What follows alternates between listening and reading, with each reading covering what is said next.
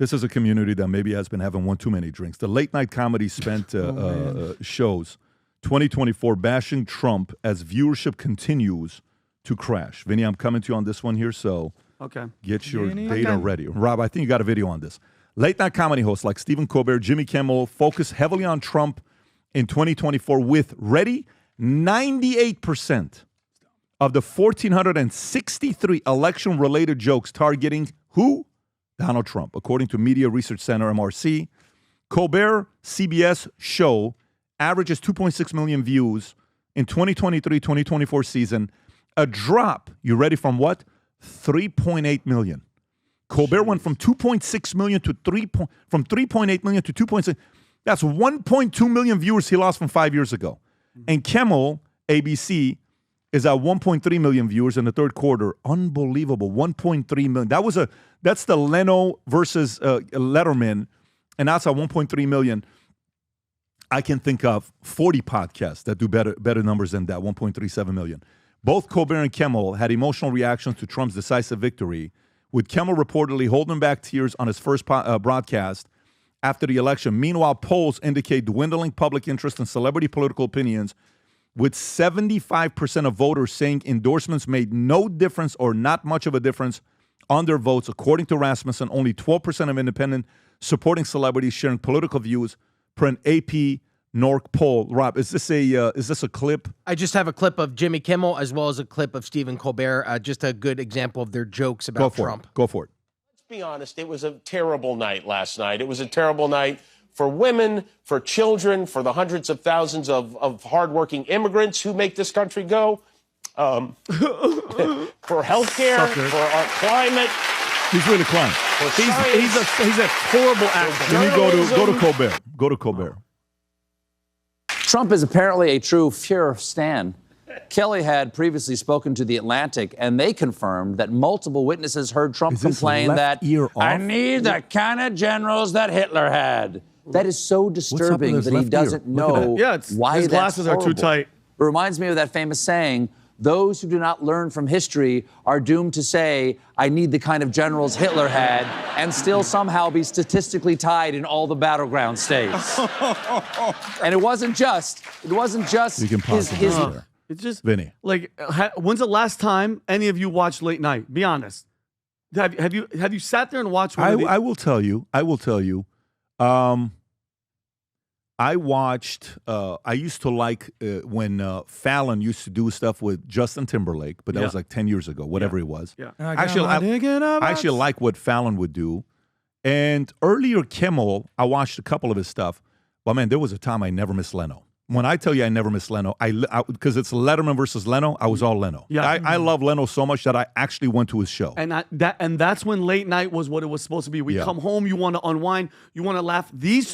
Those two specifically are a disgrace to what late night. That is insane. Look at that poll, Vinny. I don't mean to interrupt you. No, do your thing. What late night show do you watch? 1,800 voters. Good for you guys. 96% said none. Yeah. 2% Fallon. 1% Kimmel. 1% Colbert. Oh my God. I'm so proud of every single one of you.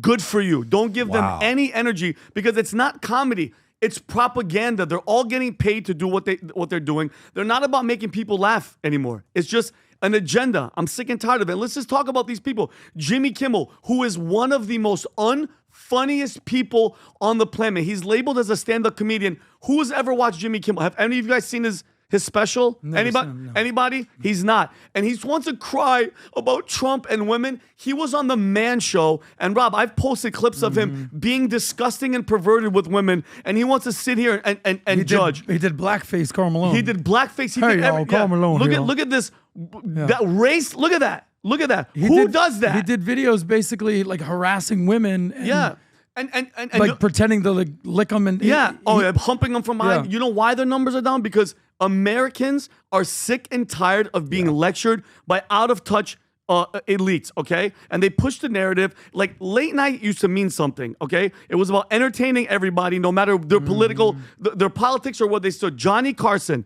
God rest his soul. I still watch clips of him with Don Rickles all the time. They never divided the country, guys. They brought people together. But these guys, they just have a soapbox. They talk about, what about Stephen Colbert? Colbert, remember that, I hate using this word, cringe? He was doing a dance, the vaccine jab. Go jab yourself. With the dancing syringes. Unbelievable. Okay, but I got a question for you. Yeah. But I got a question. It's all for you. failed. It's failed, and I'm happy. But I got a question for you, Tom. And to me, here's how this goes. Okay. For example, we fund a business and we sit there and we look at the different business units and we'll say, okay, Tom, we put $5 million into this business last year. What's the return on it? This. We put $10 million into this business last year. The return is $40 million. Okay. This other one, we put $3 million into this. We did this. How long can you go entertaining something that's not getting money back or return back or any of that back? Tom, how long is ABC going to go with this before they fire and replace a Kimmel? Let me give you guys an idea on what I think with this. And I'll just go to you first and I'll give you my thoughts here. How long do you think it'll last for Kimmel to go the way he's going before a Bob Iger, because ABC, this is Disney, before a Bob Iger says, hey, we got to figure something out here, or a Fallon continue the way he's going before they replace? Rob, how long have either one of them been going? How long has Kimmel been going? What is his tenure? How long has Kimmel been going, and how long has Late Night? Is it? Oh my God! Kimmel's been going for 21 years. Oh God! By the way, so here's what I want to know: how long has Fallon been going? If you can just ask the same question and just say Fallon instead of Kimmel. 15, maybe 10, 15. my guess.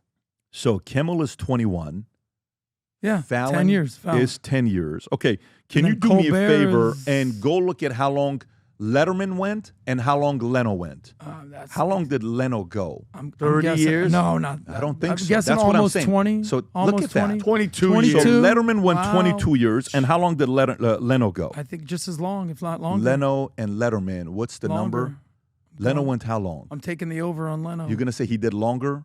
Rob, do you see 92 to 2009. 17 years. And then he came back and rehosted again from For another 4 2010 years. to Okay, so let's say 21 years. Yeah. So guess what? It's time. Yeah. It's time for Kimmel to move on.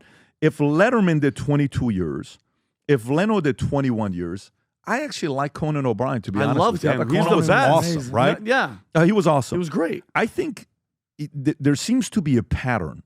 The pattern becomes you start thinking you're a bigger deal than you really are, and you get a sense of bitterness.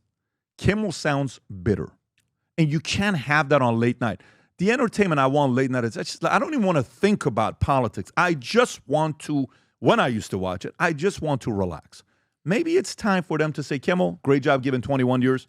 You got the same amount of years as Leno. You got 1 year less than Letterman. It's time to move on and get somebody else. Tom, your thoughts? Well, words talk, numbers scream. Let's talk about the demo.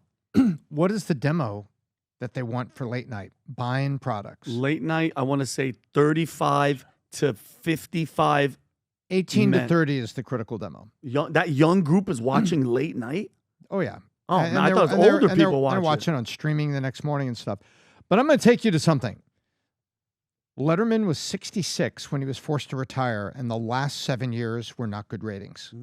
Mhm. So from 60 to 66, his ratings weren't good. How old is Stephen Colbert? 50 something? 60. Oh. How old is He Conan? looks good for 60, to be honest with you. Yes, yeah. Conan is Conan? 61. Is he Guy. really? How old is Kimmel? Late He's about to 50s? turn 58. How old is Fallon?